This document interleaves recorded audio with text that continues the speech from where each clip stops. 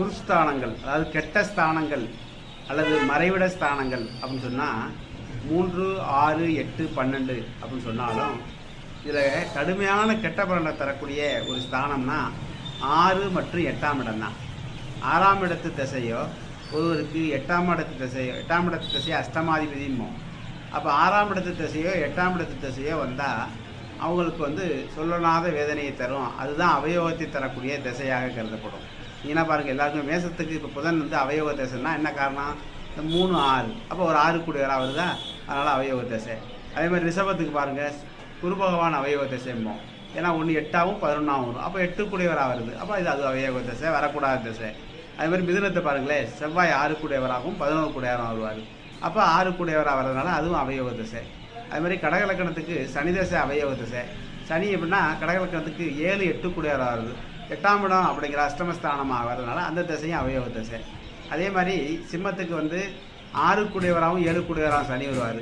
அப்போ 6ஆம் அதிபதி அப்படிங்கிற வகையில் அங்கே சனி திசை அவயோக திசையாக வருது.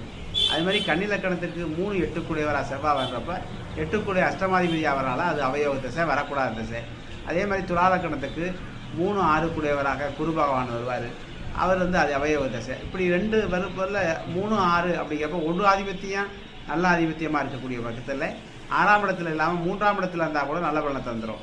அப்போ 6ஆம் இடத்துல இருக்கும்போது கெடுதலை தான் கடுமையான கடன் பிடி எதிர்ப்புகளை கொடுக்கும். அப்போ அதுவுமே 6ஆம் இடத்துல இருக்கும்போதோ அல்லது 8ஆம் இடத்துல இருக்கும்போதோ கெடுதலை தராமல் இருக்கணும்னா அந்த 6ஆம் இடத்துக்கு 6, 8, 12 மறையணும். அது மாதிரி 8ஆம் இடத்துக்கு 6, 8, 12 மறைஞ்சால் அது கெடுதலை தராது அப்படிங்கிறத தெரிஞ்சுக்கோங்க.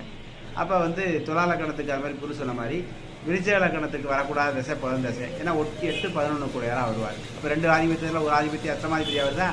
அது மாதிரி தனுசு லக்கணம் அப்படிங்கிறப்ப 8 கூடிய அஷ்டமாதிபதி திசையாக சந்திர திசை வரக்கூடாத திசையாக இருந்தாலும் எல்லாவற்றையும் விட சுக்கிர திசை தான். ஏன்னா 6, 11 கூடியவர். அப்போ தனுசு லக்கணத்துக்கு சுக்கிர திசை வந்தாலும் சரி, சந்திர திசை வந்தாலும் அவயோகத்தை தரும். அது மாதிரி மகர லக்கணத்துக்கு அஷ்டமாதிபதியாக சூரிய வர்றதுனால அந்த திசை நல்லது இல்லை. அதுமாதிரி கும்ப லக்கணத்துக்கு வரக்கூடாத திசையாக சந்திரன் வர்றதுனால அந்த திசை வர்றது நல்லதில்லை. அதே மாதிரி மீன லக்கணத்துக்கு 3, 8 கூடியவராக சுக்கிரன் வர்றதுனால 2 ஆதிபத்தியத்தில் 1 அஷ்டமாதிபதியாக இருக்கிறப்ப அது திசை வராது. அப்போ 6, 8 கூடிய திசை பொதுவாக ஒருவருக்கு அவயோகத்தை தரக்கூடிய திசையாக இருக்கும். அந்த திசை காலங்களில் 6 கூடிய திசை வந்தால் கடன், நோய், எதிரி போன்ற வகையில் தொல்லையில் கொடுக்கும். அஷ்டமாதிபதி திசை வந்தால் ஆயுளுக்கு, அதாவது மரணத்துக்கு நிகரான தொல்லை கொடுக்கும்.